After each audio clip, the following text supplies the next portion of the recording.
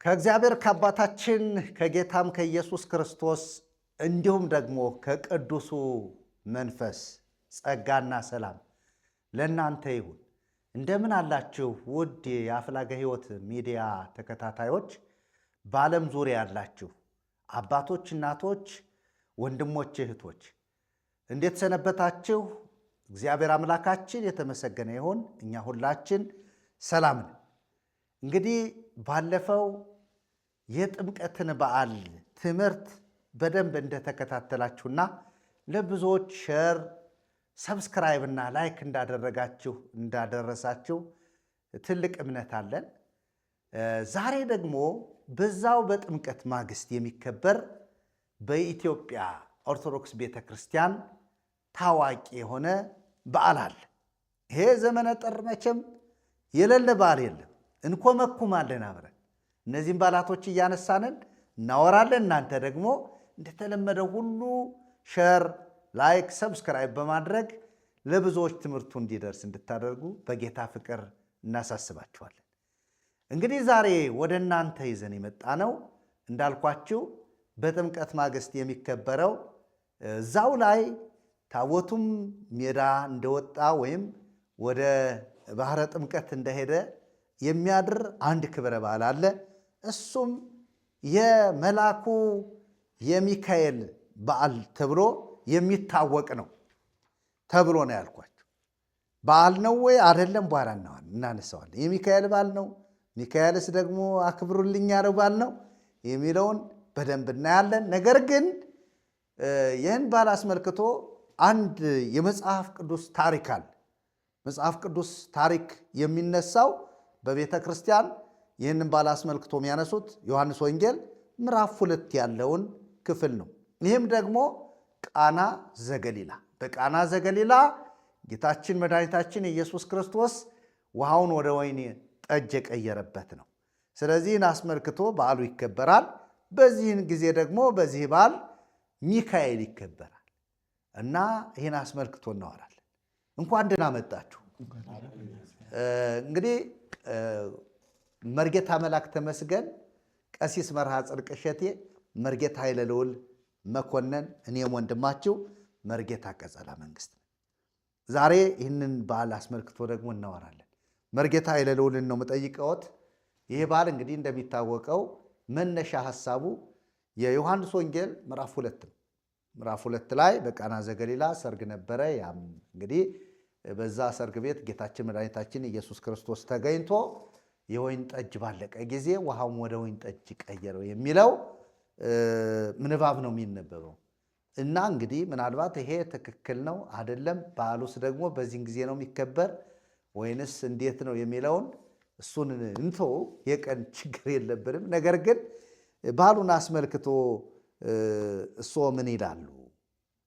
ይሄ በዓልስ የጌታችን የመድኃኒታችን የኢየሱስ ክርስቶስ በዓል ነው ወይንስ ደግሞ ሌላ ነው የሚለውን ሌላውን በኋላ ስለምናነሳው ግን በዓሉን አስመልክቶ እስኪ ከመጽሐፍ ቅዱስ አንጻር እንዴት ያዩታል? እሱ አመሰግናለሁኝ። እግዚአብሔር አምላካችን የተባረከ ይሁን። አሜን። እንደገና ደግሞ ይህንን እድልም ስላገኘን ጌታ ስሙ የተባረከ ይሁን። አሜን። እንግዲህ ይሄ በጣም የታወቀ ታሪክ ነው። በእግዚአብሔር ቃል ውስጥ ተጽፎ የምናገኘው ታሪክ ነው። የቃና ዘገሊላ ጌታ ኢየሱስ ክርስቶስ አሁን ወደ ወይን ጠጅ የለወጠበት በዓል ነው እና ይህ በዓል በጣም ይታወቃል። ደስ የሚለው ነገር እግዚአብሔር እንዳንደናገር አስቀድሞ በመንፈስ ቅዱስ አማካኝነት በቃሉ ተጽፏል እና ማን እንዳደረገው፣ ለምን እንደተሰራ፣ ምክንያቱ ምን እንደሆነ በቃል ውስጥ ተዘርዝሮ እናገኛለን። እንዲያው ማንኛውም ሰው ይህንን ማንበብ የሚፈልግ ዮሐንስ ምዕራፍ 2 ከቁጥር 1 እስከ 11 ያለውን ክፍል ቢያነብ ሊያገኘው ይችላል። እኛም እናንበው ትንሽ ሰው እንዲገባው ማለት ነው። ከቁጥር 1 ጀምሮ እንደዚህ ይላል። በሦስተኛውም ቀን በገሊላ ቃና ሰርግ ነበረ። የኢየሱስም እናት በዚያ ነበረች። ኢየሱስ ደግሞ ደቀ መዛሙርቱም ወደ ሰርጉ ታደሙ። የወይን ጠጅ ባለቀ ጊዜ የኢየሱስ እናት የወይን ጠጅ እኮ የላቸውም አለችው። ኢየሱስም አንቺ ሴት ከአንቺ ጋር ምን አለ? ጊዜ ገና አልደረሰም አላት። እናቱም ለአገልጋዮቹ የሚላችሁን ሁሉ አድርጉ አለቻቸው። አይሁድም እንደሚያደርጉት የማንጻት ልማድ 6 የድንጋይ ጋኖች በዚያ ተቀምጠው ነበረ። እያንዳንዳቸውም 2 ወይም 3 እንስራ ይይዙ ነበረ። ኢየሱስም ጋኖችን ውሃ ሙሏቸው አለ። እስካፋቸውም ሞሏቸው። እስካፋቸውም ሙሏቸው አላቸው። እስካፋቸውም ሞሏቸው። አሁን ቀድታችሁ ለአሳዳሪው ስጡት አላቸው። ሰጡትም። አሳዳሪውም የወይን ጠጅ የሆነው ውሃ በቀመሰ ጊዜ ከወዴት እንደመጣ ስላላወቀ ውሃውን የቀዱትን አገልጋዮች ግን ያውቁ ነበረ። አሳዳሪው ሙሽራውን ጠርቶ ሰው ሁሉ አስቀድሞ መልካሙን የወይን ጠጅ ያቀርባል፣ ከሰከሩም በኋላ መናኛውን፣ አንተስ መልካሙን የወይን ጠጅ እስካሁን አቆይተሃል አለ። ኢየሱስም ይህ የምልክቶች መጀመሪያ በቃና አደረገ፣ ክብሩንም ገለጠ፣ ደቀ መዛሙርቱም በእርሱ አመኑ ይላል እና ራሱ የዚህ ክንውን ወይም ይሄ ታምር የተደረገበት ዋና ዓላማ ጌታ ኢየሱስ ክርስቶስ ክብሩን ለመግለጥ ነው። እንግዲህ ያው ታሪኩ ሲነበብም እንደሰማ ነው ኢየሱስ ሰርጉ ላይ ተጠርቶ ነበረ ከነ ደቀ መዛሙርቱ፣ ማርያም እዚያ ነበረች እና በዚህ ላይ ያለ የሰርጉ ስርዓት ወይም የሰርጉ ክንውን እየተከናወነ እያለ ድንገት መካከል ላይ የወይን ጠጅ አለቀ።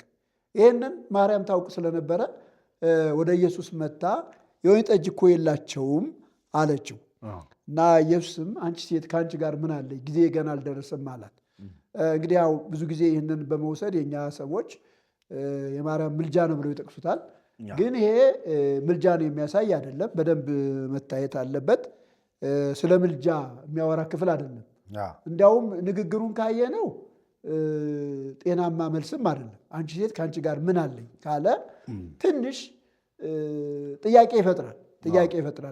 ብዙ ሰዎች ይህንን ለማስተካከል ብዙ ጥረት አድርገዋል። አንቺ ሴት ማለት እንደዚህ ነው፣ እናቴ ሆይ ማለት ነው፣ በዕብራይስጥ እንደዚህ ነው የሚለው ምናምን ይላሉ።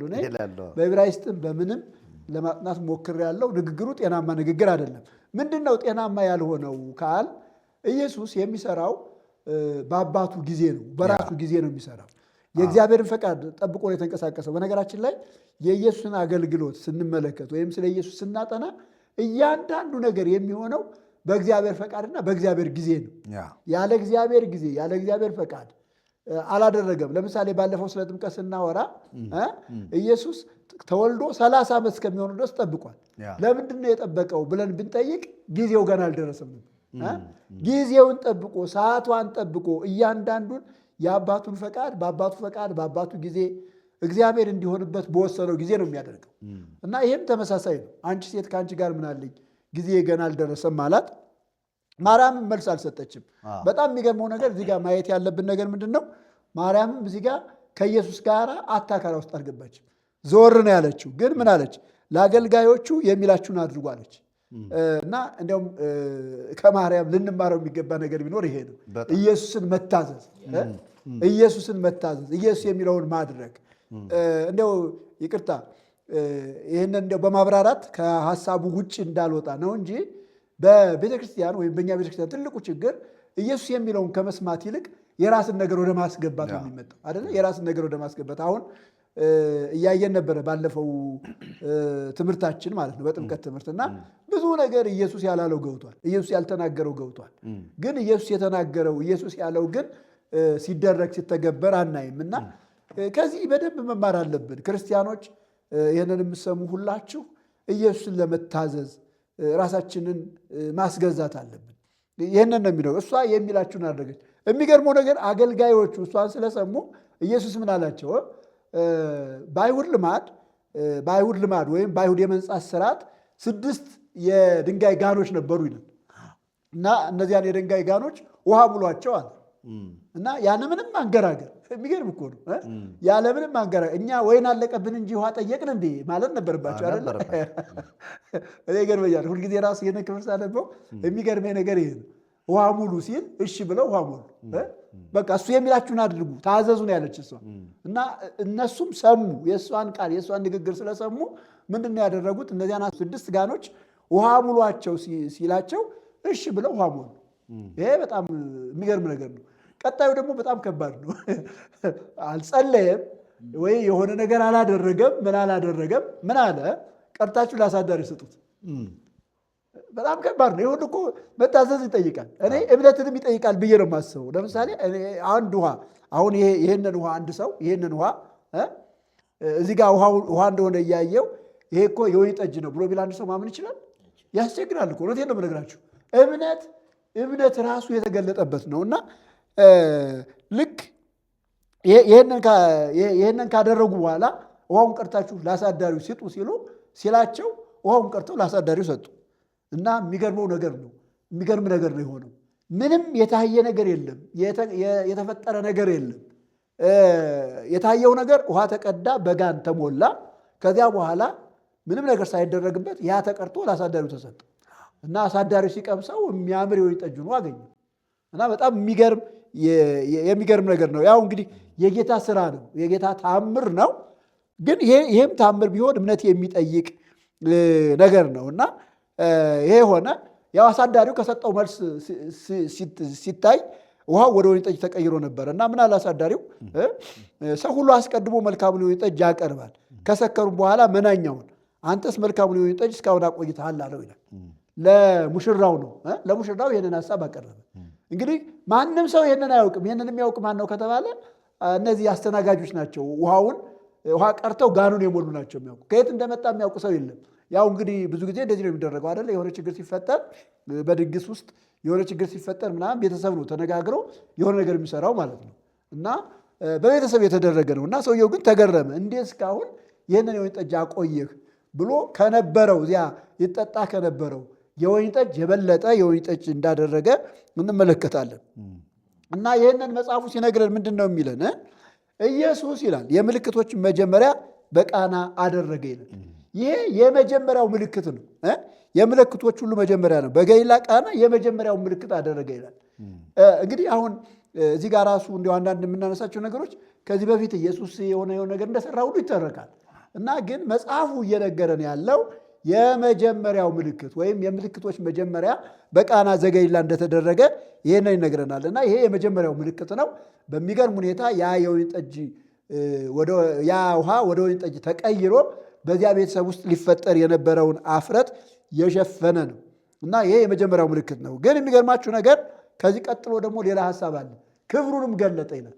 ኢየሱስ ማን እንደሆነ የገለጠበት ነው። በመጽሐፍ ቅዱስ ውስጥ የተደረጉ ታምራቶች አሉ፣ የተደረጉ ምልክቶች አሉ እና ዝም ብለው አይደለም የተደረጉት። ወይም ደግሞ ኢየሱስ ዝም ብሎ አይደለም ያደረጋቸው ለምንድን ነው ከተባለ እሱ ከእግዚአብሔር ተልኮ የመጣ እንደሆነ ማስተዋወቅ ነበረበት። ዮሐንስ ወንጌል ምዕራፍ 20 ቁጥር 30 እና 31 ላይ ሄዳችሁ ስታነቡ እንደዚህ የሚል ቃል አለ። ኢየሱስ ይላል በዚህ መጽሐፍ የተጻፈ ያልተጻፈ ብዙ ምልክቶች በደቀ መዛሙርቱ ፊት አደረገ ይላል። ይቅርታ፣ ኢየሱስ በዚህ መጽሐፍ ያልተጻፈ ብዙ ምልክቶች በደቀ መዛሙርቱ ፊት አደረገ ይላል። ይቀጥልና ምን ይላል መሰላችሁ? ኢየሱስ እርሱ ክርስቶስ እንደሆነ ታምኑ ዘንድ አምናችሁም በስሙ ሕይወት ይሆንላችሁ ዘንድ የተጻፈ ይላል። ክብር ለእግዚአብሔር ይሁን።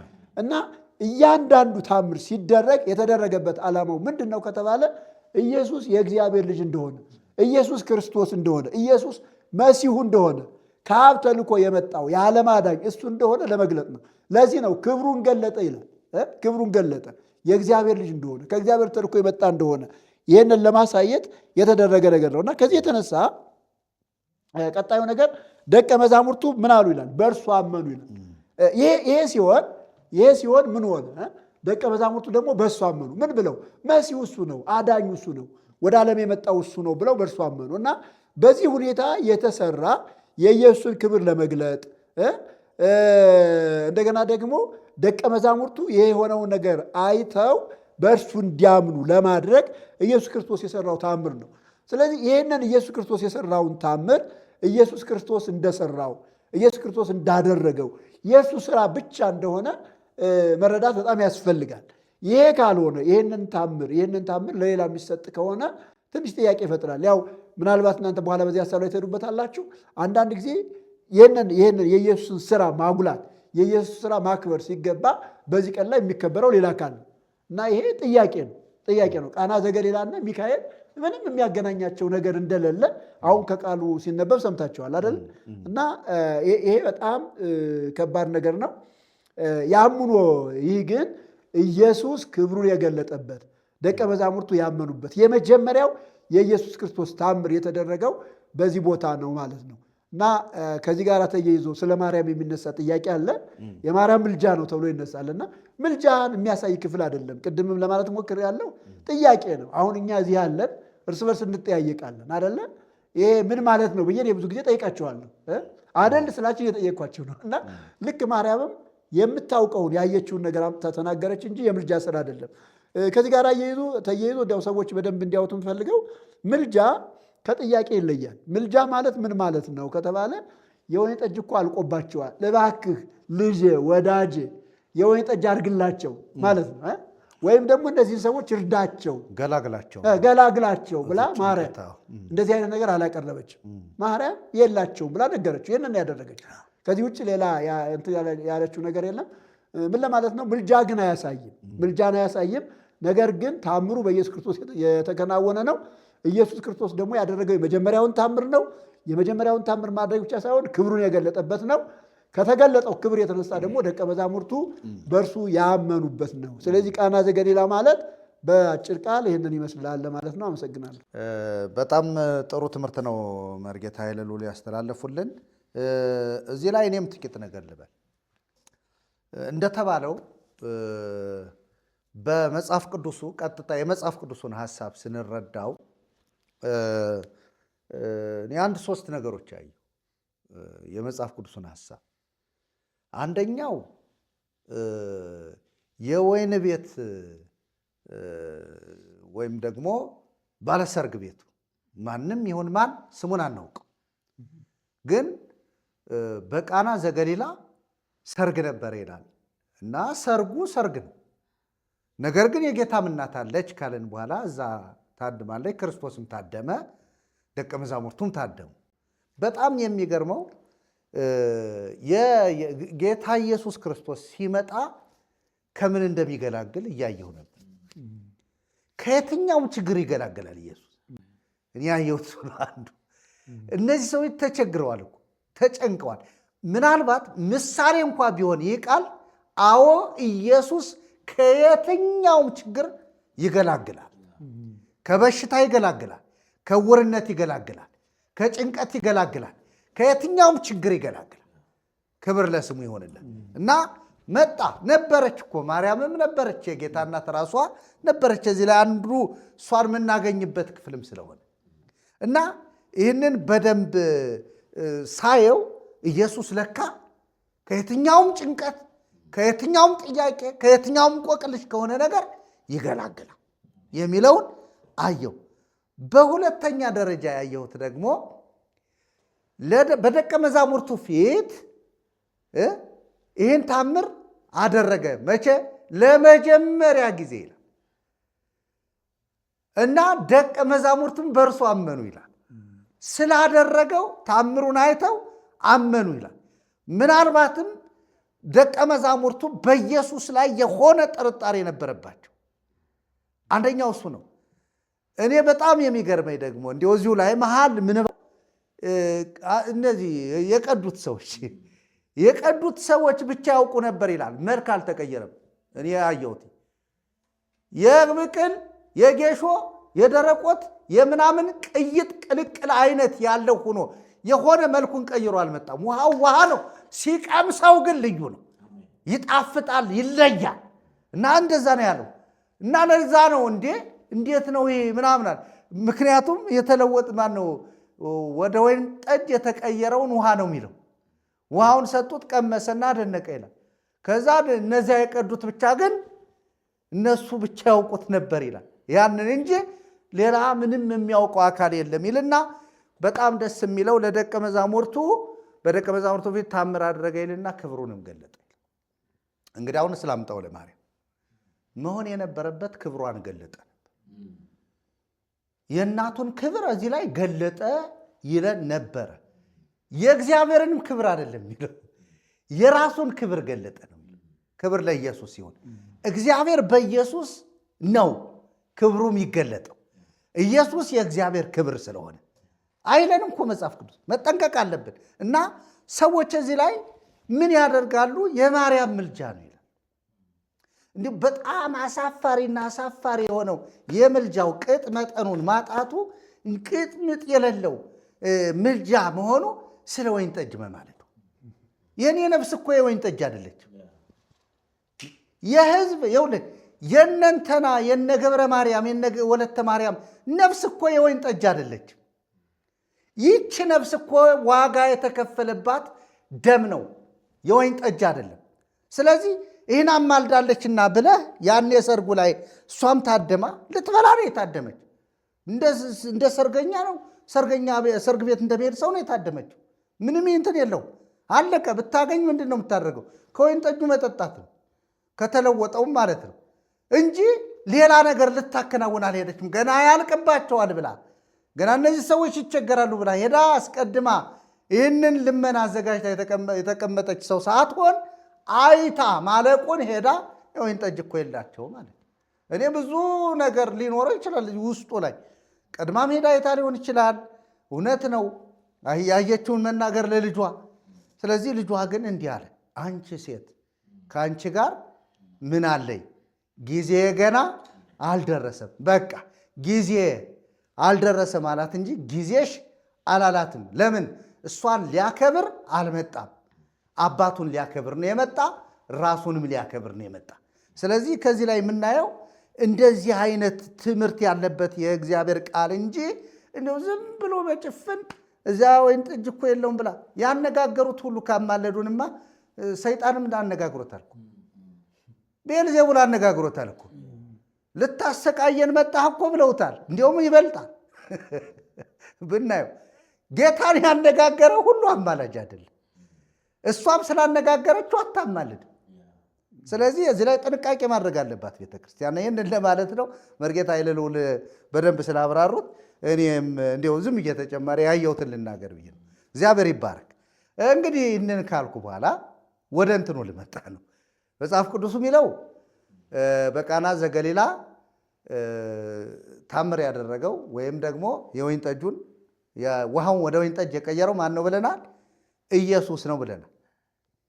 እንዲያውም ታምረ ወመንክረ ገብረ መድኃኒነ በቃና ዘገሊላ አይደለም የሚለው ታምረ ወመንክረ። ይህን ታምርና ድንቅና ምልክት ያደረገው በቃና ዘገሊላ መድኃኒታችን ኢየሱስ ክርስቶስ ነው ይላል ዚቁ መጽሐፍ።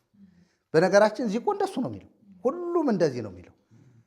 ነገር ግን አንድ ነገር ደግሞ ላነሳ፣ ሚካኤል ይከበራል በዚህ ቀን። ቅድም መርጌታ እንዳሉት ሚካኤል ምን ሊያደርግ ነው በዚህ ቀን የሚከበር ነው? በቃና ዘገሊላ ሰርግ ቤት ተገኝቶ ጌታችን ኢየሱስ ክርስቶስ ይህን ታምር ካደረገ ሚካኤል ደግሞ አለ በዚህ ቀን። ምናልባት ልሳነ ሚካኤል ላይ ደግሞ ሚካኤል ቀየረው ለወጠው የሚል ነገር አለ። እውነት ነው? እስኪ መርጌታ መላክ ይህንን ሀሳብ።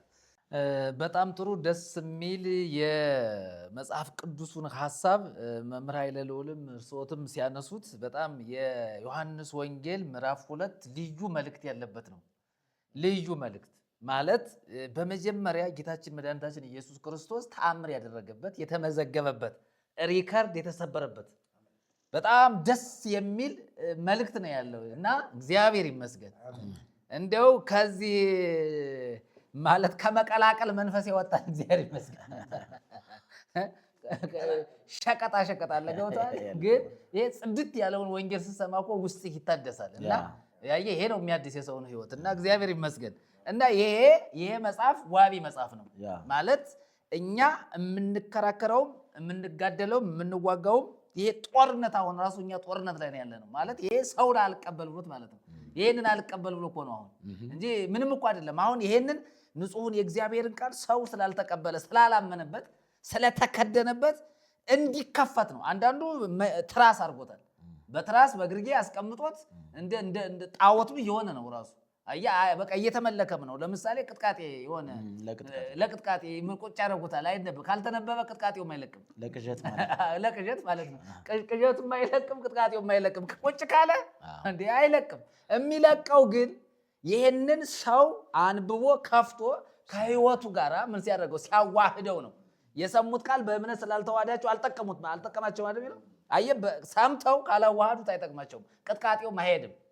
ስለዚህ እኛ እየተናገርን ያለ ይህንን የህይወትን ቃል ሰዎች ሁሉ እንዲያነቡት እንዲገባቸው አይናቸው እንዲከፈት ልባቸው ብርሃን እንዲሆን እንዲያውቁት ጭምር ስለምናገር እና እኛ ሁሉ ጊዜ ይሄ የተሰበሰበው ሁሉ የሚዳኘው በዚህ ነው፣ በሌላ አይደለም። ስለዚህ ይሄንን 66ቱን ነው። ሌሎችን እንኳን ገና እየተነጋገርንባቸው ጦርነት ላይ ናቸው። ራሱ ሌሎቹን ገና ሙግት ላይ ነው፣ ብዙ ችግር ያለባቸው ስለሆኑ ማለት ነው። ሌላው እንግዲህ ይሄንን እንደ ዋቢ መጽሐፍ ቅድም መምህር ኃይለሎም ጠቀሱት፣ መርጌታ ቀጸላም ጠቀሰ።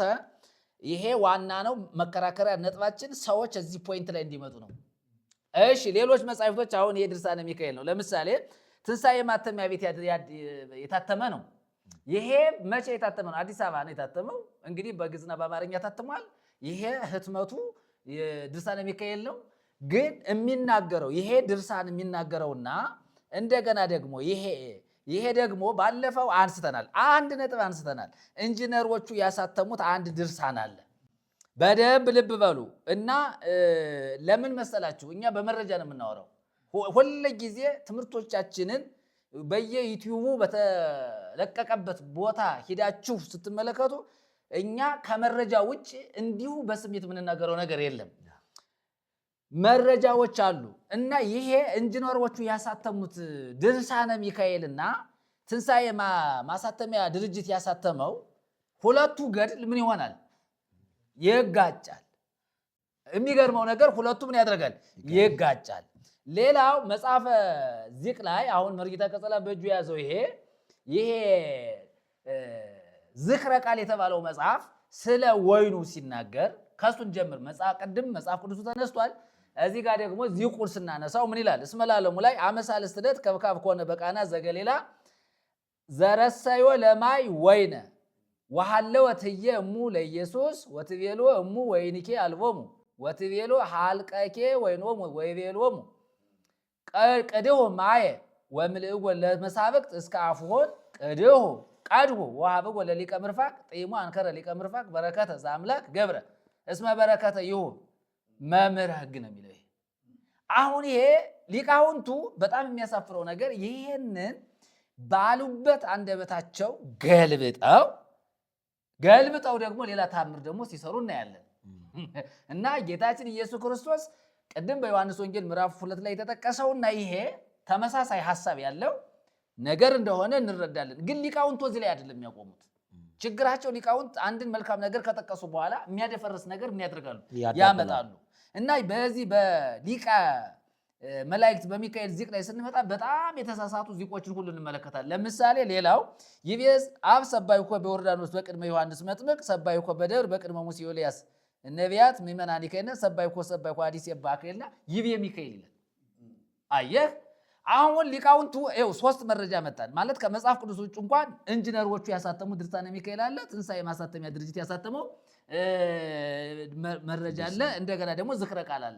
አሁን ሶስቱ ተጣላ ተጋጨ። በቃ ምን አይስማማም እኮ ጸባያቸው በጣም የሚገርም ነው። ሶስቱ ተጣላ። ለዚህ እኮ ነው ኢንጂነሮቹ ለባለሙያ ይስጡ በሕግ አምላክ ያልን እኮ ባለፈው ለዚህ እኮ ነው። አየህ እና ትክክል አይደለም። እኛ ሙያቸውን እናከብራለን፣ በእንዲህ አይነቱ ግን ምሕረት አናደርግም። እውነት ለመናገር ኢንጂነሮች ናቸው፣ በተማሩበት ማገልገል መስራት ይችላሉ። ግን አንዳንዶቹ በማይገባቸው በማያውቁት ጣልቃ ገብነት የሚሰሩ ስህተት ግን መተሳካከል አለበት። ባለፈውም ተናግረናል፣ አሁንም እንናገራለን። አሁን መጽሐፈ ዚቅ ላይ ያለው ሐሳብ ሁለት እንትን አገኘን። አንዱን መጽሐፍ ቅዱሳዊ የሆነውን ሐሳብ ሲያመጣ፣ በአንድ በኩል ደግሞ ምን አደረገ? ሚካኤልን ሲያመጣው ምን አደረገው? ይቤ አብ ሰባይኩከ በዮርዳኖስ በቅድመ ዮሐንስ መጥምቅ አይደል የሚለው? ሰባይኩከ በደብር በቅድመ ሙሴ ወኤልያስ ነቢያት ምእመናኒከ ያለውን ሐሳብ ይቤ ሚካኤል ብሎ መለወጥ ለምን አስፈለገ?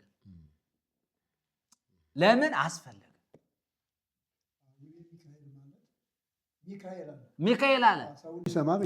ሚካኤል አብን ተክቶ ሚካኤል ምን አለ? ተናገረን ማለት ነው። አወራ። ስለ ኢየሱስ ምስክርነት የሰጠ ማን ነው? ሚካኤል። አብ ነበር፣ አሁን ሚካኤል ነው። እውነቱ ቅድም እንዳየነው ለምሳሌ በዮርዳኖስ ሲጠመቅ የምወደው ልጄ ይህ ነው እርሱን ስሙት፣ ወይም የምወድ ልጄ አንተ ነህ ብሎ የመሰከረው አብ ነበር። እንደገና በደብረ ታቦርም ወይም ደግሞ በረጅም ተራራ ላይ ኤልያስና ሙሴ በተገኙበት ሦስቱን ሐዋርያት ይዞ በዚያ ተገልጦ ነፍሴ ደስ የተሰኘችበት የሚወደው ልጅ እርሱ ነው ብሎ የመሰከረው አብ ነው። ይሄ ማቴዎስ 17 ላይ ያለ ሐሳብ። ምናልባት ጥቅሶችን እንስጣቸው ለተመልካቾቻችን። መጽሐፍ ቅዱሳችን ላይ ያሉ ጥቅሶች አሁን መርጌታ መላክ ያነበቡት ዚዚቁ ላይ ሚካኤልን ብለው ያስገቡበትን መጽሐፍ ቅዱሳችን ምን ይላል የሚለውን በደንብ ገብታችሁ እንድታዩት ማቴዎስ ወንጌል ምዕራፍ 17 ከቁጥር 1 ጀምራችሁ የምታገኙት ነው። እንደገና ማርቆስ ወንጌል ምዕራፍ 9 ቁጥር 2 እስከ 13 ያለ ነው። እንደገና ሉቃስ ወንጌል ምዕራፍ 9 ቁጥር 28 እስከ 36 ያለው ክፍል ነው። እንግዲህ ይሄንን ምናልባት ማቴዎስን እናንበውና ይሄ ቃል ይተርጎም። ቀጥታም የተረጎመው ይህንን ቃል ነው እሱ ዚቅ የተረጎመልን። እንግዲህ እዚህ ላይ ከ6 ቀን በኋላ ኢየሱስ ጴጥሮስና ያዕቆብን ወንድሙንም ዮሐንስን ይዞ ወደ ረጅም ተራራ ብቻቸውን አወጣቸው። በፊታቸውም ተለወጠ፣ ፊቱም እንደ ፀሐይ በራ፣ ልብሱም እንደ ብርሃን ነጭ ሆነ። እነሆም ሙሴና ኤልያስ ከእርሱ ጋር ሲነጋገሩ ታዩአቸው። ጴጥሮስም መልሶ ኢየሱስን ጌታ ሆይ በዚህ መሆን ለእኛ መልካም ነው። ብትወድስ በዚህ 3 ዳስ አንዱን ለአንተ፣ አንዱንም ለሙሴ፣ አንዱንም ለኤልያስ እንስራ አለ። እርሱም ገና ሲናገር እነሆ ብሩህ ደመና ጋረዳቸው። እነሆም ከደመናው በእርሱ ደስ የሚለኝ የምወደው ልጄ ይህ ነው፣ እርሱን ስሙት የሚል ድምፅ መጣ ይላል። እስከ ቁጥር 5 ላይ ያነበብኩት ምን ማለት ነው? አሁን ቅድም ያሉት የምወደው ልጄ ብሎ የመጣ ማን ነው? አብ ነው። እዚህ ግን ማን ነው ያለ? ሚካኤል ነው ያለ። ስለዚህ አንብቡት እና እየተረጎሙ ይናገር። ስለዚህ ይቤ አብ አለ ሰባይኩ በዮርዳኖስ በቅድመ ዮሐንስ በመጥምቁ በዮሐንስ ፊት በዮርዳኖስ ምን አልኩ? አከበርኩ ነው ያለው። ሰባይኩ በደብር በቅድመ ሙሴ ወኤልያስ ነቢያት ምእመናኒከ ታማኞች ነቢያት ኤልያስና ሙሴ በእነሱም ፊት በደብረ ታቦር ምን አልኩ? አከበርኩ ነው ያለው አብ። አሁን እሱ ላይ የያዙ በዮሐንስ ፊት ዮርዳኖስ ላይ ሲጠመቅ ሰሞኑ የጥምቀት የሰራ ማቴዎስ 3:17 ላይ ያለው ማለት ነው። በዮሐንስ ፊት በዮርዳኖስ እሺ፣ ቀጥሎስ ሰባይኮ በደብር በቅድመ ሙሴ ወኤልያስ ነቢያት ምእመናኒከ በተራራው ያንተ አማኝ በሆኑ ነቢያት በሙሴና በኤልያስ ፊት በደብረ ታቦር ተራራ አመሰገንኩ አከበርኩ። አያ ሰባይኩ ከዋዲ ሲባከ ይቤ ሚካኤል። ይሄ ደግሞ የት ጋር መሰላችሁ ያለው? ዮሐንስ 12 ላይ ዮሐንስ 12 ምን ይላል መሰላችሁ? ያንብቡት። ቁጥር 27 ጀምሮ አሁን ነፍሴ ታውካለች፣ ምንስ ስላለሁ? አባት ሆይ ከዚህ ሰዓት አድነኝ። ነገር ግን ስለዚህ ወደዚህ ሰዓት መጣሁ ይልና ቁጥር 28 ላይ አባት ሆይ ስምህን አክብረው ቀጥና ስለዚህም አከበርኩት ደግሞም አከብረዋለሁ የሚል ድምፅ ከሰማይ መጣ ይላል። ሚካኤል ሰባይኩ ዋዲስ የባከ የሚለው አከበርኩ ደግሞም አከብረዋለሁ የሚል ድምፅ ከሰማይ መጣ። ማን ነው? አባት ሆይ። ኢየሱስ ወደ አባቱ ነው። አባት ሆይ ከዚህ ሰዓት አድነኝ፣ ከዚህ ሰዓት አድነኝ፣ በዚህ ሰዓት ነፍሴ ታወቀች፣ ተጨነቀች። አባት ሆይ ከዚህ ሰዓት አድነኝ ብሎ ኢየሱስ ወደ አባቱ ጸለየ። ከዚያ አባቱን አለ ስለዚህ ማከበርኩት ደግሞ ማከብረዋለሁ የሚል ድምፅ ከሰማይ መጣ። የሚገርም እኮ ነው። ለዚህ ነው እኛ ሊቃውንቱ ባለፈውም ስንናገር ሊቃውንት ውሸታሞች ናቸው። በድፍረት በአራት ነጥብ ሊቃውንት ውሸታም። ስለዚህ ሊቃውንቱ ውሸታቸውን አስወግደው አሁን በዝክረ ቃል መሰረት የሚወቀሱት የአብነት መምህራን ናቸው የሚወቀሱት። ይህንን የተማሩ ይህንን የሚያዜሙ በዚህ ቃል መሰረት እኮ መርጌታ የኢየሱስ አባት ሚካኤል ነው ማለት ሚካኤል እኮ እንደዚህ ብለው ታቁት እና ይሄ በዚህ ተወቃሾች እነማን ናቸው? የኢትዮጵያ ቤተክርስቲያን ሊቃውንት በዚህ ተወቃሾች ናቸው። ስለዚህ ምን እያለ ነው? እኛ የምንናገረው ትምህርታችሁን፣ ዜማችሁን፣ ጩኸታችሁን፣ እውቀታችሁን ፈትሹ፣ አስተካክሉ፣ አርሙ። እንዲህ አይነት ዜማ አይጠቅማችሁም። አትዋሹ። በእግዚአብሔር ቃል ላይ ውሸት ነው ይሄ። እግዚአብሔርን አያከብረውም። ባለፈውም ቪዲዮያችን ላይ ተናግረናል። ለምን እንዲህ አይነት ውሸት እንደሚዋሹ ለምን ያስፈልጋል? ውሸት ኃጢአት ነው አይደል? ውሸት እኮ ከሰይጣን ነው፣ ከዲያብሎስ ነው። የውሸት አባት የሐሰት አባት ዲያብሎስ አይደለም እንዴ? ሊቃውንት ተብለው የማን ልጆች ናቸው እነዚህ?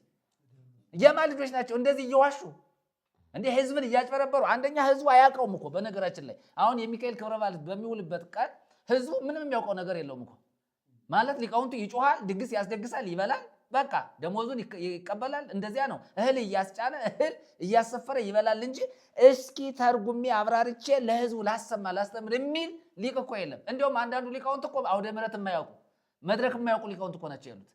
ስለዚህ ወደ ወንጌል ትምህርት መምጣት አለባቸው። ስለዚህ አንደኛ በዝክረ ቃል በዚቁ መሰረት የኢትዮጵያ ቤተክርስቲያን ሊቃውንት ስህተት ነው፣ ዋሽታቸዋል፣ አትዋሹ በህግ አምላክ ብለን ይህንን እንናገራለን። እንግዲህ ሌላው ከኃጢአት ስርየት ጋር የተያያዘ ከመዳን ጋር የተያያዘ ከምልጃ ጋር የተያያዘ ዚቁ የሚያወራው መዓት ነገር ነው። ሚካኤል አያማልድም፣ ሚካኤል ኃጢአትን አያስተሰርይም፣ ሚካኤል መድኃኒት ሊሆን አይችልም። እንዲያውም በሚካኤል ዚቅ ላይ ስንመጣ እንዲያው መና ከሰማይ ወርዶ እስራኤልን የመገበ የሚሉ ውሸታሞች ሊቃውንት፣ መናን ከሰማይ ወርዶ የመገበ ባህር የከፈለ እግዚአብሔር ነው፣ ማንም የለም። ማን በሰራው ታሪክ ማን ይመሰገናል?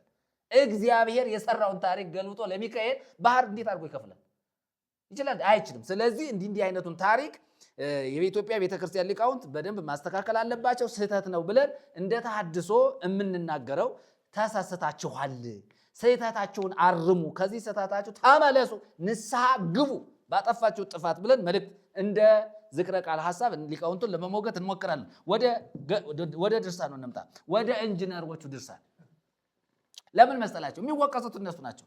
እውነቴን ነው የምናገር። አንዳንድ ጊዜ ስንወቅስ በትክክል በመረጃ የምንወቅሳቸው የጻፉትን ሰዎች ነው።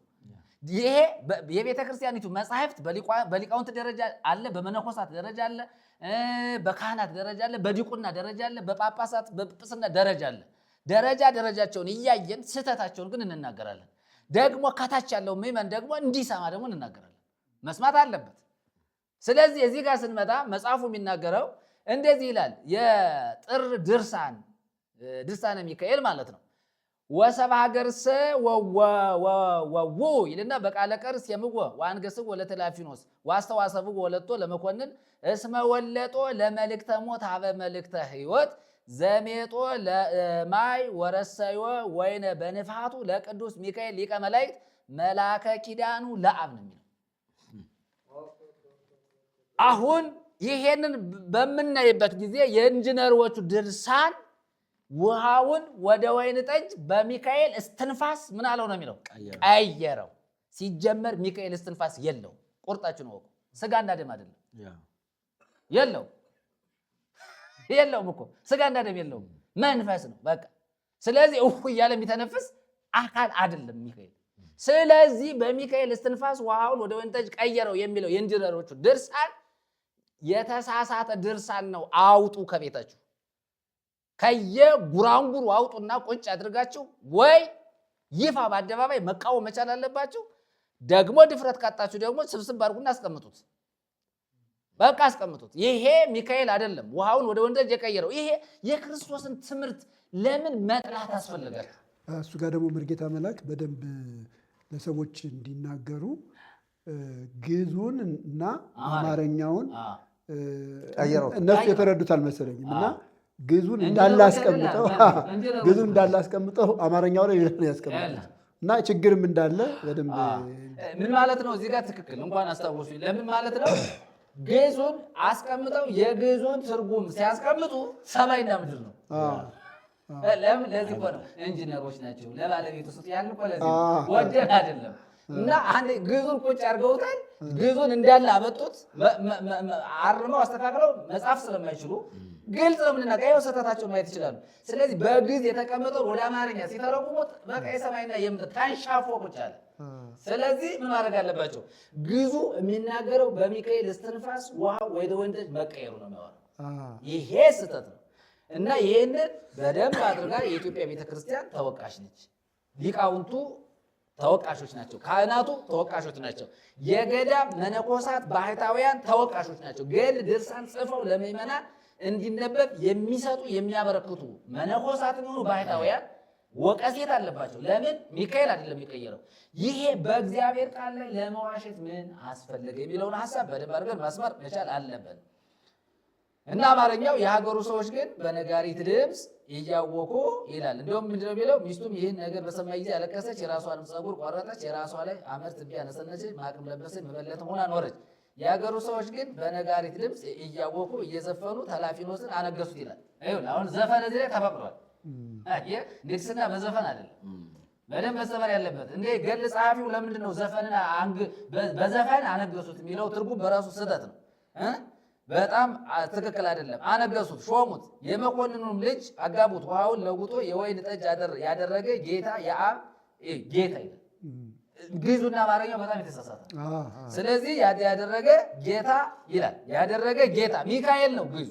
በደንብ አስምረን ነው የምንናገረው። የአብ የቃል ኪዳኑ መልእክተኛ በሚሆን በመላእክት አለቃ በቅዱስ ሚካኤል ቃል የሞቱን መልእክት ወደ ሕይወት መልእክት ለውጦታልና ሞቱን ወደ ሕይወት ቀየረ ሲል ግን ምንድን ነው? ሚካኤል ነው የሚለው። ውሃውን ወደ ወይን ጠጅ ቀየረ የሚለውን ሐሳብ ግን ጌታ ብሎ ተርጉሞታል፣ አማርኛው ማለት ነው። ስለዚህ ግዕዙ ሚካኤል ውሃውን በሚካኤል እስትንፋስ እፍታ ውሃውን ወደ ወይን ጠጅ ቀየረው የሚለው ሚካኤል እንደቀየረው እንጂ ኢየሱስ እንደቀየረው ጌታ እንደቀየረው አይደለም የሚያወራው። ይሄ የኢንጂነሮቹ ድርሳን ባለፈውም እንደተናገር ስብስብ ብሎ ይሰብሰብና ቦታ ይሰጠው ብለን መልእክት እናስተላልፋለን። ስለዚህ ውሸት ነው። በዚህኛውም ድርሳን ስንመጣ ደግሞ ይሄውኛውም ድርሳን ደግሞ ይሄ ትንሣኤ ማሳተሚያ ያሳተመው ይሄ በራሱ አጭበርባሪ ነው። ይሄ አጭበርባሪ ማጭበርበር ልማላቸው ማጭበርበር በቃ የሆነች ነገር ለማጭበርበር የሚያደርጉት ነገር በጣም የሚገርም ነገር። ይሄ ደግሞ ምን ይላል? ወሰብ ሀገር ሰው ወጉ በቃለ ቀር ወሴምግ ወለተ ላፊኖስ ዋሰው ዋሰብግ ወለቶ ለመኮንን እስመ ቅዱስ ሚካኤል ወለጦ ለመልእክተ ሞት ሀበ መልእክተ ሕይወት በኃይለ አምላኩ ዘቤቶ ወረሰዩ ለማይ ወይነ ወተላፊኖስ ሰ ወረ ኮነ ሄረ ወሰናየ ወማይምረ ዋሰናየ ለኩሉ ይላል። እዚያ ምን ብሎ ይናገራል? ደብዳቤውን ሲሰጠው ያይተናል፣ ራሱን ሲስበው ተመልክተናል። ለሀገሩም ሰው ሁሉ ገንዘቡን ሲበትን አይተናል አሉት። ሚስቱም ይህን ነገር በሰማይ ጊዜ የራስ ፀጉሯን ቆርጣ በራሷ ላይ ትቢያ ነስንሳ ማቅ ለብሳ ታለቅስ ጀመር። ፈት ሁና ተቀመጠች ይላል። የሀገሩ ሰዎች ግን የሀገረ ገዢውን ልጅ አጋብተው አዋጅ ነግረው ተላፊኖስን ሾሙት። እዚያ በዘፈን አነገሱት ነው የሚል ዘፈን አይልም እዚህኛው። የኢንጂነሮቹ ግን ዘፈንን ያነሳል በደንብ አድርጎ ዘፈንን የሚደግፍ መጽሐፍ ነው። ይሄኛው ግን ቢያንስ እንኳን ትንሽ ምን አልኳት ስለ ዘፈን ብዙ አላወራም። ቅዱስ ሚካኤል ውሃውን ወይን ባደረገው በፈጣሪው ኃይል ይላል የሞቱን መልእክት ወደ ሕይወት ለውጦታልና ተላፊኖስ ግን ደግ ቸር አዋቂ ሰው ሆነ፣ ሁሉን ደስ እያሰኘ እያለ ይቀጥላል። ስለዚህ ምንድነው የተጭበረበረ ገድል ድርሳን። ይሄኛው የሚካኤል ፈጣሪ ነው ውሃውን ወደ ወይን ጠጅ የቀየረው ነው የሚለው። ያኛው ግን ቀጥታ ሚካኤል ነፋበት እፋለበት ወደ ወይን ጠጅ ተቀየረ ነው የሚለው። እንግዲህ ይህንን የሚመለከቱ ምዕመናን በደንብ መረዳት አለባቸው። የምታነቡት አሁን ይሄ ተሸክማችሁት የምትዞሩ ነው በከረጢት አድርጋችሁ እንደ አንድ እንትን እና ይሄንን ትምህርት ስናስተምር ዝም ብለን አይደለም፣ በማስረጃ ነው። እነዚህ እንኳን ምን ያክል እንደሚጣሉ ያጣላቸው ምንድን ነው ስንል ምንጭ ስለሌላቸው ነው። የመነሻ ሐሳብ አባት ስለሌላቸው ነው። መጽሐፍ ቅዱስ መነሻ ሐሳባቸው ቢሆን ይህን ያክል ዱላ እስኪያነሱ ድረስ ክርክር ውስጥ አይገቡ ነበር።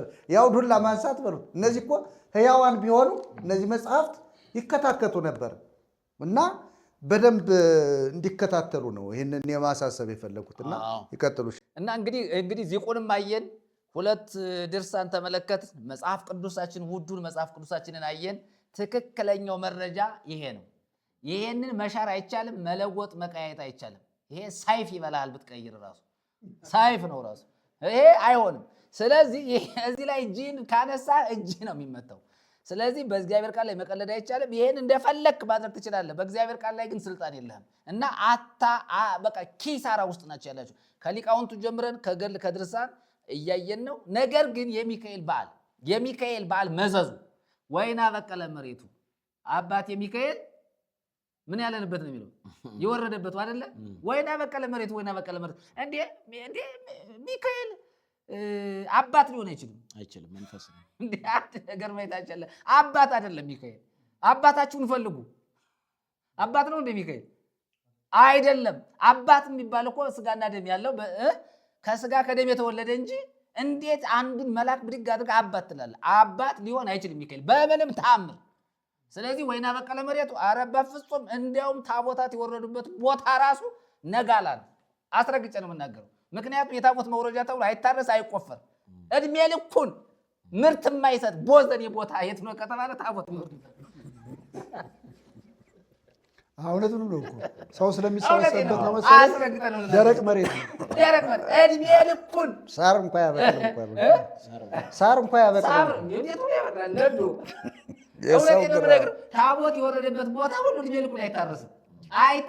በረከት የለው፣ ፍሬ አይሰጥ፣ አይታረስ፣ አይቆፈር፣ ድንች አያበቅል፣ ካሮት አያበቅል። እድሜ ልኩን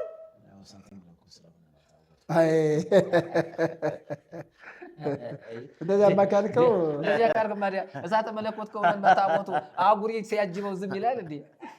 አጉሪ ሲያጅበው እሳተ መለኮት የሚያቃጥል የሚባላ ከሆነ እኮ ወዳጄ አጉሪ ጃንጥላ ይዞ እንዲያውም የዚያለት እኮ ይኸውልህ የሰፈር አጉሪ ጠንቋይ ተሰብስቦ ጃንጥላ ይዞ እንዲያውም ታቦት መንገድ ክፈት የሚል አስከባሪ ውስጥ ነው ወይ ጉድ! የዚያለትማ እነሱ አንደኛ ናቸው። የሚገርም ነገር የጥምቀት ከዋዜማ ጀምሮ ባህረ ጥምቀት ወርዶ ተመልሶ ወደ ቤተ መቅደስ እስኪገባ ድረስ የሚገርም ነገር የሰፈር አጉሪ የሰፈር ጠንቋይ የሚገርም ነገር ነጭ በግ ጥቁር በግ ዳማ በግ ምናምን ሲያሳርድ የኖረ የጥምቀት ቀን በቃ ቀሚሱን ለብሶ ጃንጥላ ይዞ ይመጣል። እንዲያውም መድረክ ላይ ቆሞ አስጨብጫቢው ራሱ ጠንቋይ ነው። እና ቅዱስ ሚካኤል እሳት ሆኖ ከተባለ ታቦታት እሳት ሆኖ ካቃጠሉ ጠንቋይ ሲያጅባቸው ለምን ገፍትረው አልጣሉት? መቅሰፍት የለ መከራ የለ ጨነፈር የለ ጠንቋይ ሁሉ ሲያጨበጭብ እልልበል። እንደውም የሚገርም ነገር እንደውም የመጀመሪያ ተራ አስከባሪዎች ከካህናቱ ቀጥለው እንደው ካህናቱ ሩቆ እኮ ከኋላ ነው የሚከተል። ግራና ቀኝ እኮ የሚያጅቡ ጠንቋዮች ናቸው።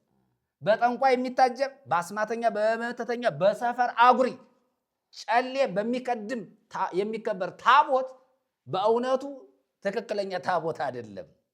ይሄ መስተካከል አለበት ብለን በደንብ አድርገን እንናገራለን። ሌላው በጣም የሚገርመኝ ነገር እንዲሁ ዝም ብዬ ሳስብ የሴት የወንድ ታቦት በአንድ ድንኳን ቁጭ አድርጋ አጋድማ ቤተክርስቲያን ካህኑም እዚያ ቁጭ ብሎ ተጋድሞ ያድራል። እንዲያው ትንሽ እንኳን መስፈርት እንኳን እንዲያው ማሻሻል እንኳን እና የሴት የወንድ ታቦት በአንድ ድንኳን ማደር እንዴት ነው? እንዴት ነውር አይደለም ወይ? እንዴት ካህናቱ እዚያ ቁጭ ብለው እንዴት? ይሄንን በደንብ አድርገን እንናገራለን እና እንዲህ አይነት ነገሩ በደንብ መሰመር አለበት እና ብዙ ነገሮች አሉ። ብዙ ነገሮች መነሳት ያለባቸው አሉ። ለምሳሌ የጥምቀት ጊዜ አይታችሁ ከሆነ ታቦት አውደ ምሕረት ላይ ዙሮ እዚያ አደባባዩ አውደ ምሕረቱ ላይ ይቆማል። ከዚያ ጃንጥላ ይገባል።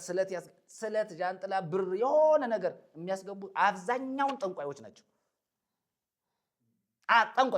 እውነት ለመናገር ብዙ ብር የሚሰጡ እነሱ ናቸው። ብዙ ገንዘብ የሚያመጡ እነሱ ናቸው እና እንዲህ አይነቱን ተረታ ተረት የወረደ ተራ ነገር በእውነት ለመናገር እንዲህ አይነቱን ነገር ትተን ቅድም እንደተነበበልን እንደሰማነው ጌታችን መድኃኒታችን ኢየሱስ ክርስቶስ በቃና በሰርግ ቤት ተገኝቶ ውሃውን ወደ ወይን ጠጅ ቀይሮ የመጀመሪያ ታምራቱን አደረገ። ደቀ መዛሙርቱ አመኑበት።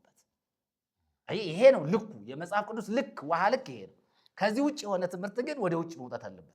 ስለዚህ እኛ ስንናገር ብዙ ሰዎች በቃ መረጃን ይዘን ነው የምናወራ። መስማት ያለባችሁ መረዳት ያለባችሁ ከምንናገራቸው ነገሮች መረጃ የሌለ ነገር ተናግረን ስለማናቅ በመረጃ ስለሆነ መረጃውን ሰብስባችሁ ማንበብ ትችላላችሁ። እውነት ኢየሱስ ነው። መጽሐፍ ቅዱሳችን ሲናገር በዮሐንስ ወንጌል ምዕራፍ 10 ላይ በጣም የሚናገረው ቃል አለ እና ሌባ ብሎ ይናገራል። አንድ መጽሐፍ እዚያ ክፍሉ ላይ ስትየው ሌባ አለ። ሌባው የትኛው ነው? በታቦት ስም ስለት እያስገባ ጃንጥላ እያስገባ እያስጨበጨበ የፈለገውን የገንዘብ ሀብት የሚሰበስብ እሱ ሌባ ነው። እና እዚህ ላይ ጌታ ሲናገር ምን አለ? እውነት እውነት እላችኋለሁ ወደ በጎች በረት በበሩ የማይገባ በሌላ መንገድ ግን የሚወጣ እርሱ ሌባ ወንበዴም ነው። በበሩ የሚገባ ግን የበጎች እረኛ ነው። ለእርሱ በረኛው ይከፍትለታል፣ በጎቹም ድምፁን ይሰሙታል። የራሱንም በጎች በየስማቸው ጠርቶ ይወስዳል።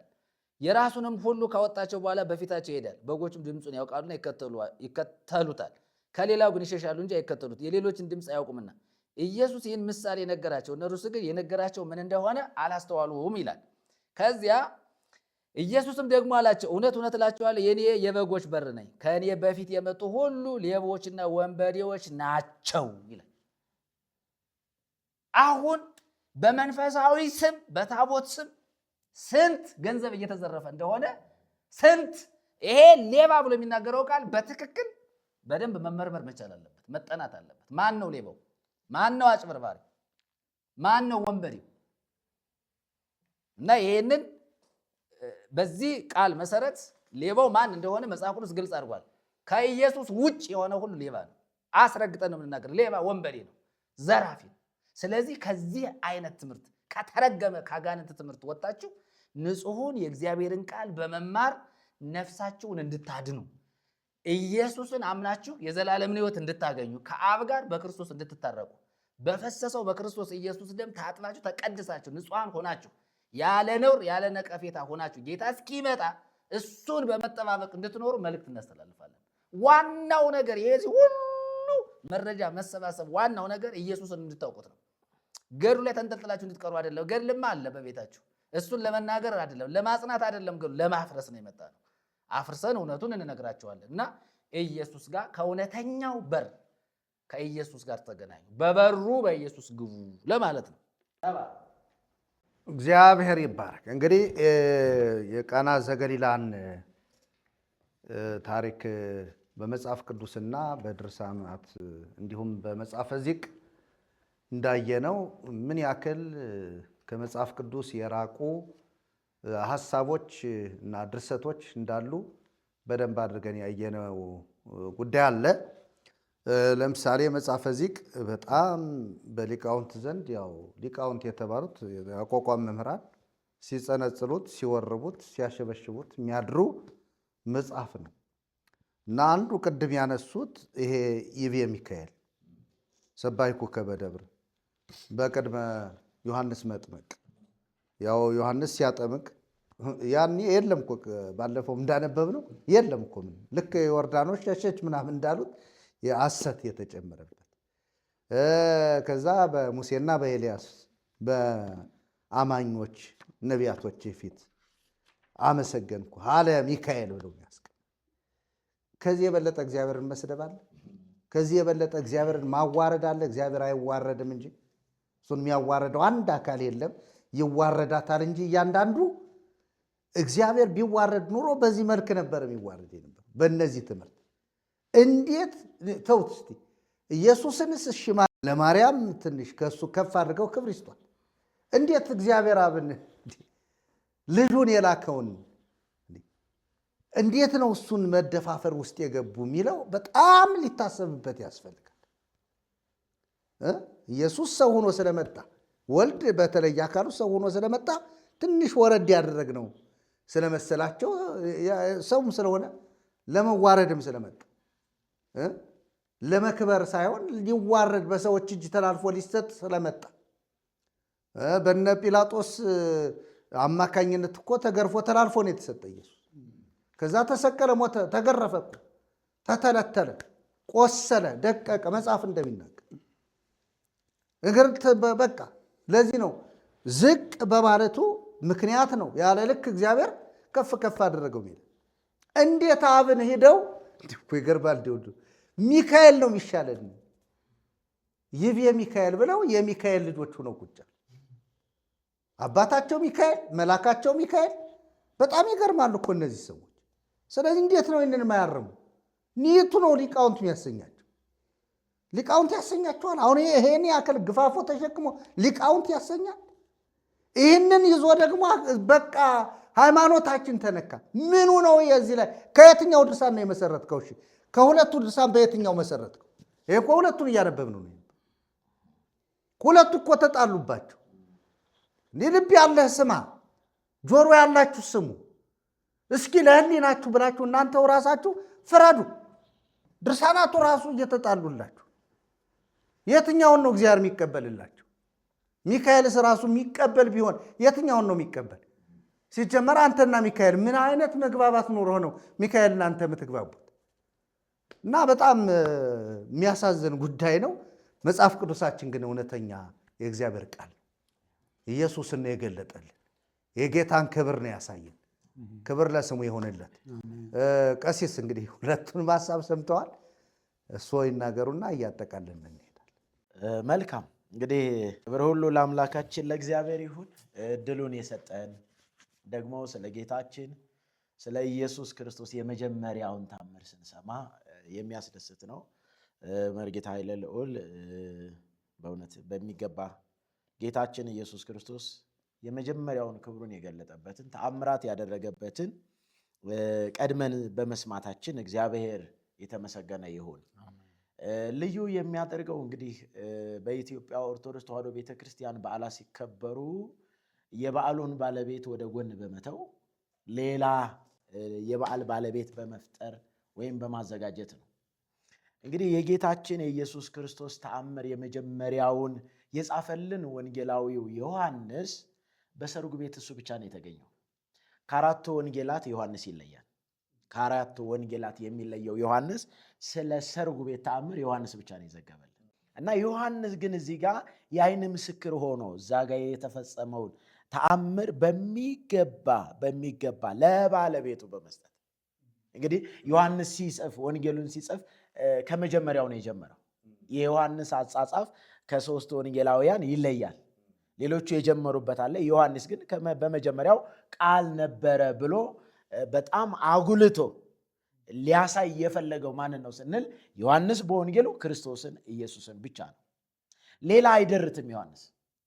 ሌላ በጭራሽ ሌላ የሚያቀላቀለው ነገር የለውም። ለምን ስንል አጻጻፉ ራሱ ቃል ሥጋ ሆኖ ነው የሚለው ነው። እዚህ ጋም ደግሞ ስለተፈጸመው ታሪክ ሲነግረን ጌታችን መድኃኒታችን ኢየሱስ ክርስቶስ በሰርግ ቤት በገሊላ ቃና፣ እንግዲህ ገሊላ የቦታው ስም ነው።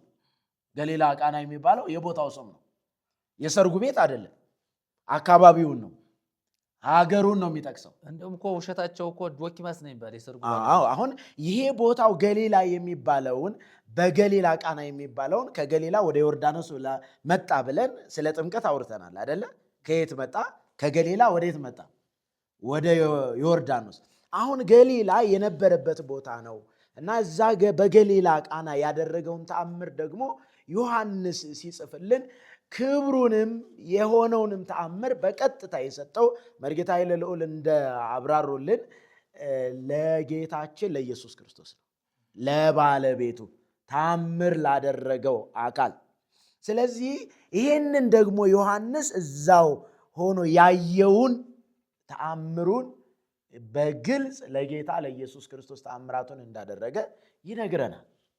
ይህንን እውነት በልዩነት የቃና ዘገሊላን ወይ በገሊላ ቃና የተደረገውን የሰርግ ቤት ተአምር የመጀመሪያውን ተአምር ዮሐንስ በወንጌሉ ጽፎልናል።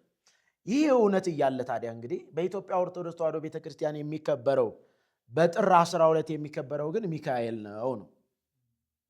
ጥር 12 የሚከበለው ናና ሚካኤል እየተባለ እየተዘመረለት እንግዲህ መጥቶ አያውቅም እንጂ መጥቶ አያውቅም። በሰዎች ጥሪ በሰዎች ጩኸት ምን ብሎ አያውቅም? መጥቶ አያውቅም። ሚካኤል በመጽሐፍ ቅዱስ ውስጥ ትክክለኛው እውነተኛው መልአክ እንደሆነ መጽሐፍ ቅዱስ ይናገርለታል። ያንንም ግብሩን የመልአኩ የቅዱስ ሚካኤልን አገልግሎት መጽሐፍ ቅዱስ በሚገባ አስቀምጧል። ከዛ ውጪ ሰዎች የሚሰጡት ታቦት ቀርጸውለት እንዲያውም ስዕል አሰርተውለት ይህ ዲያብሎስን ድል የሚነሳበት ስዕል ነው ብለው እንግዲህ ሰዎች በተለያየ ብልሃት ለንግድ ብለው የሰሩትንም ስዕል በማስቀመጥ የሚደረገው ስግደትና አምልኮ ምንድን ነው ስንል ጣዖት ነው። ምክንያቱም ሚካኤል ምስል የለውም። ሚካኤል የሚሰራለት ስዕል የለውም። ለምን ስንል መንፈስ ነው። ታላቁ መልአክ ሚካኤል መንፈስ እንደሆነ መጽሐፍ ቅዱስ ይነግረናል። ከዚህ የተነሳ እንግዲህ አሁን በኢትዮጵያ ኦርቶዶክስ ተዋሕዶ ቤተክርስቲያን የሚከበረው የቃና ዘገሊላ በዓል በትክክል የማን ነው ስንል ቅድም እናንተ እንዳላችሁት በተለይ መርጌታ መልአክ እንዳሉት የተለያየ ድርሳናት ይኸው ድርሳን ተጽፎለት የሚከበረው ሚካኤል እንደሆነ መጽሐፍ ቅዱስ ውስጥ የታሪኩ ባለቤት ማን ነው ይለናል? ጌታችን ኢየሱስ ክርስቶስ ነው።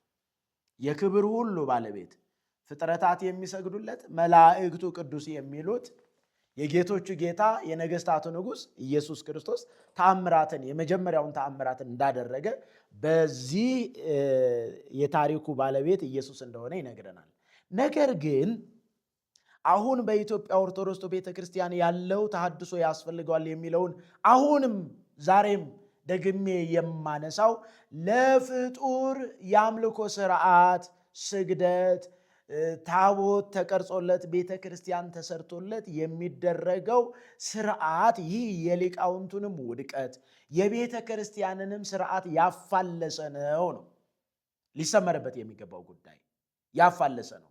ቤተ ክርስቲያን ልታከብር የምትችለው በዓል ኢየሱስ ብቻ ነው። ቤተ ክርስቲያን አክብራ ልትገልጠው ለትውልዱ፣ ለምዕመኖቿ፣ ለተከታዮቿ ልታሳውቀው የሚገባው ማን ነው ስንል ጌታ ኢየሱስ ክርስቶስን ብቻ ነው። ለምን ስንል ጌታ ኢየሱስ ክርስቶስ ያደረገውን ተአምር ለሚካኤል በመስጠት የእግዚአብሔር አብን አባትነት ለሚካኤል በመስጠት ሚካኤል አባቴ የሚለው ዝማሬ ለእግዚአብሔር አብ እንጂ ለሚካኤል የሚገባው አይደለም። እርሱ አምልኮን አይቀበልም። በፍጹም እርሱ አምልኮን አይቀበልም። አምልኮ የተገባው እግዚአብሔር አብ ብቻ ነው። ከዚህ አንጻር በኢትዮጵያ ኦርቶዶክስ ተዋሕዶ ቤተ ክርስቲያን ያለውን የቤተ ክርስቲያን ስርዓት አግባብ ባለው እግዚአብሔርን በሚያከብር መልኩ መለወጥ መቻል አለበት። በበዓል ሰበብ ለመብላት፣ ለመጠጣት ከስርዓቱ ውጭ የሆነ ከሕጉ ውጭ ከእግዚአብሔር ቃል ውጭ የሆነው ተግባር ግን መቆም አለበት ነው። ሊያበቃ ይገባል፣ ሊያበቃ ይገባል። ለምን ስንል ሰዎች ድርሳን ደግመው ምዕመናኑን ስለ ሚካኤል ተአምራት፣ ስለ ሚካኤል ስላደረገው ነገር ከመንገር ይልቅ ወንጌል ማስተማር የሰውን ሕይወት ይለውጣል። ወንጌልን መመስከር ሰዎች እግዚአብሔርን እንዲያከብሩ መድኃኒታቸውን አዳኛቸውን ኢየሱስ ክርስቶስን እንዲያውቁ ያደርጋል። የሚደረገው በዓል ግን አሁን ለምሳሌ እሺ በዓሉ ይከበር። በዓሉ የሚከበረው ደግሞ እዛው ጥምቀት ያደረበት ቦታ እዛው ሰንብቶ ነው። እዛው ነው የሚሰነበት። ይሄ ከምን አንጻር ነው ስንል እንግዲህ ያው የሚሰጠው ስያሜ ሊኖረው ይችላል። ሰዎች የፈጠሩለት ስያሜ ሊኖረው ይችላል። እንግዲህ በ10 ወጥቶ 12 በ12 ነው የሚመለሰው። 3 ቀን እዛው ይቆያል ማለት ነው። እዛ የሚቆይበትን ምክንያትም አላውቅም። እንግዲህ ይሄ ስራ መፍታትም ነው ብዬ ነው የማስበው። ስራ መፍታትም ነው።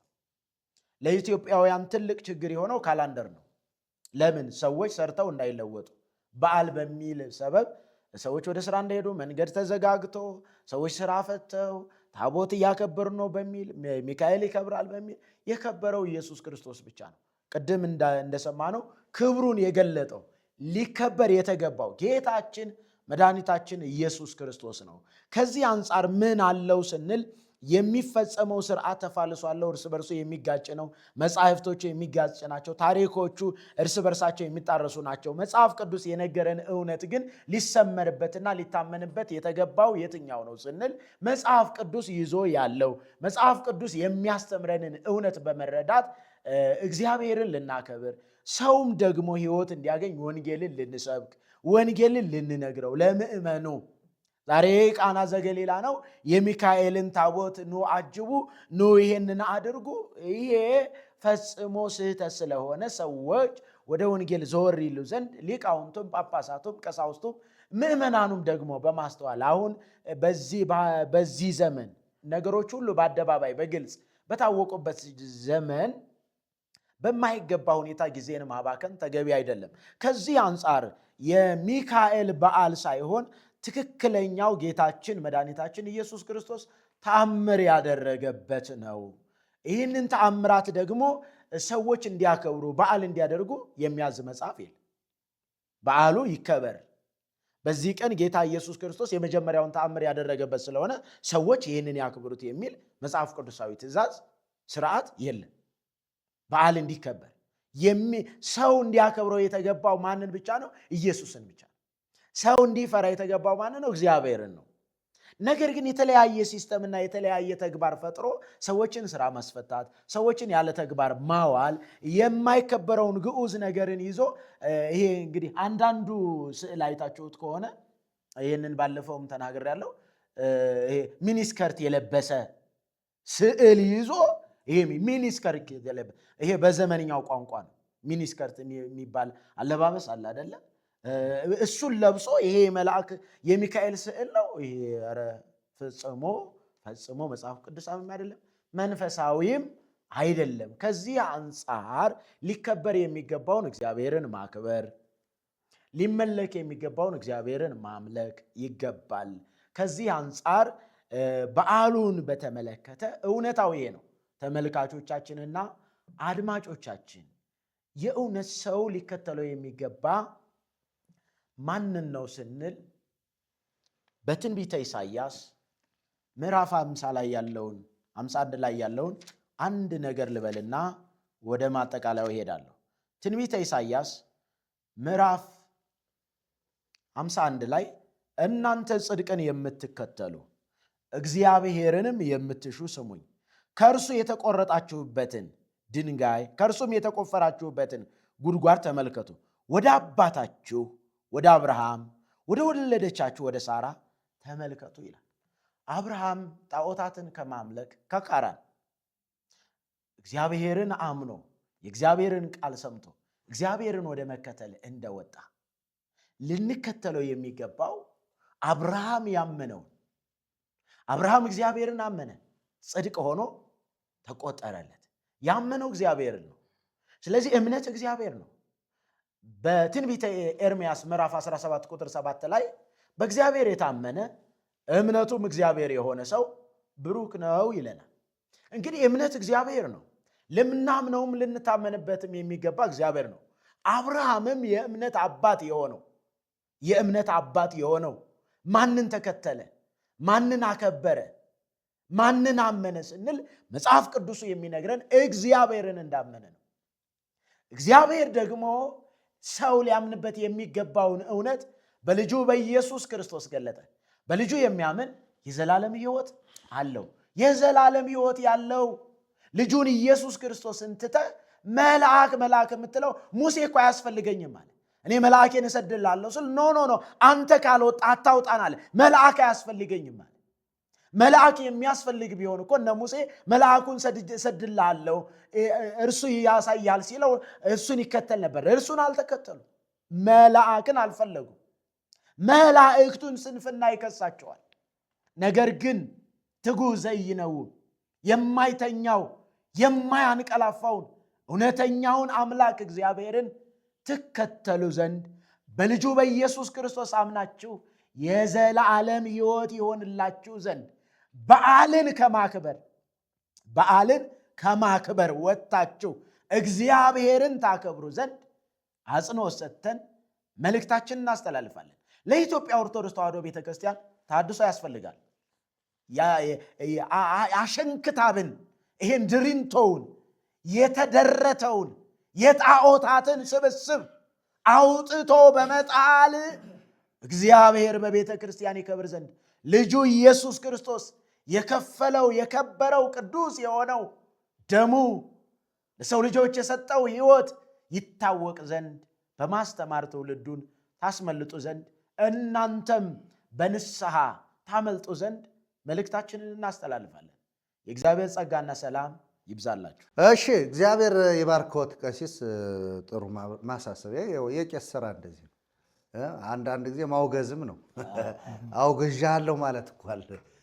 አላገባብ አለስርዓት ሲሄዱ መገሰጽ እና ደግሞ በጣም ደግሞ ወጣው ሲሄዱ ማውገዝ ይቻላል። በቤተ ክርስቲያናችን ስርዓት መሰረት ማለት ነው። ክብር ለእግዚአብሔር ይሁን። እንግዲህ ውድ ተመልካቾቻችን የቃና ዘገሊላን በዓል አስመልክቶ መጽሐፍ ቅዱሳዊውንና በቤተ ክርስቲያኒቱ የሚደገሙ መጽሐፍትንና እንዲሁም በቅኔ ማህሌቱ የሚዜመውን የሚወረበውን እና ሲጸነጸል የሚታደረውን የዚህ ቅን መጽሐፍ አስመልክቶ ባጭሩ ወደ እናንተ አስተላልፈናል። እንግዲህ ዘቦ እዝን ሰሚዐ ለይስማ፣ ጆሮ ያለው መስማትን ይስማ አለ ጌታ። ጆሮ ካላችሁ ሕሊና ካላችሁ ለነፍሳችሁ ምትቆረቆሩ ከሆነ ለጽድቅ ወይም ይቅርታ ጽድቅን ምትራቡና ምትጠሙ ከሆነ ወገኖቼ እውነቱ መጽሐፍ ቅዱስ ነው። በመጽሐፍ ቅዱስ የተጻፈው ሕያው ቃል ሕያው ነው። ማንም ሊለውጠው ሊሽረው አይችልም። ስለዚህ ሌላውን ከምታነቡ ለሌላው ጊዜ ከምትሰጡ፣ አሁን እኔ ይገርመኛል አንዳንድ ሰዎች ይህንን በትልቅ ከረጢት ሰፍተው አንጠልጥለው ሲዞሩ ይውላል እና ምንም ጥቅም የለውም። ይኸው ሁለቱ ተጣሉላችሁ። አሁንም ደግሜ እናገራለሁ። ስለዚህ ለማይረባ ነገር በከንቱ ከምትደክሙ ዳዊት እንደተናገረ ምንድን ነው የሚለው? ወበከንቱ አመንዘዝዋ ለነፍሴ፣ ነፍሴን በከንቱ አስጨነቅኋት ይላል። ስለዚህ ነፍሳችሁን በከንቱ አታስጨንቁ። ለነፍሳችሁ ረፍት፣ ለነፍሳችሁ በቃ ጽድቅ፣ ቅድስና፣ የዘላለም ሕይወት የሆነ አንድየ እርሱ ኢየሱስ ቀራንዮ መስቀል ላይ ስለ እናንተ ዋጋ ከፍሏል። በእርሱ የሚያምን የዘላለም ሕይወት አለው ይላል የእግዚአብሔር ቃል። ስለዚህ በእርሱ አምናችሁ እንዲሁ ቀለል ባለ መንገድ የዘላለምን ሕይወት ማግኘት ስትችሉ ተራራ ስትወጡ ስትወርዱ እንደገና በጉድጓድ ውስጥ ገብታችሁ በድንጋይና በድንጋይ መካከል አልፈን እንጸድቃለን። ይህንን የነገሯችሁ ክፉ ሰራተኞች ናቸው። ቅድም መርጌታ መልአክ እንዳለው ዮሐንስ ወንጌል ምዕራፍ 10 እንዳለው ሌቦችና ወንበዴዎች ናቸው እና እነሱ ሊሰርቁ፣ ሊያርዱ፣ ሊያጠፉ ነው የሚመጡት። ጌታ ግን ሕይወት እንዲሆንልን እንዲበዛልን የመጣ ስለሆነ በእርሱ ሕይወት አለ። ስለዚህ ሕይወትን ለማግኘት በእርሱ ማመን አስፈላጊ ነው እያልን የዛሬውን ፕሮግራማችንን እንዲህ ባለ ሁኔታ እንቋጫለን። ሌላ ጊዜ እንዲሁ በተመሳሳይ ቀናቶች በሌላ ትምህርት በሌላ ውይይት ወደ እናንተ እንመጣለን። እናንተ ግን እስከዛው ድረስ ይህንን መልእክት እናንተ ከተጠቀማችሁበትና እንዲሁም ደግሞ አልጠቀመውም ለእኔ አልጠቀመኝ የምትሉ ሰዎችም ጭምር ሌሎች ስለሚጠቀሙበት ሸርና ላይክ፣ ሰብስክራይብ በማድረግ ቪዲዮውን እንድታጋሩ በጌታ ፍቅር እያሳሰብነን የዛሬውን ፕሮግራማችንን በዚሁ እንጨርሳለን። ስለሰማችሁን፣ ስላዳመጣችሁን፣ ስለተከታተላችሁን አብራችሁን ደግሞ ከአገልግሎታችን ጋር ስለሆናችሁ ጸጋ እግዚአብሔር ከሁላችሁ ጋር ይሁን። እግዚአብሔር ይባርካችሁ፣ ፊቱንም ያብራላችሁ። ተባረኩ።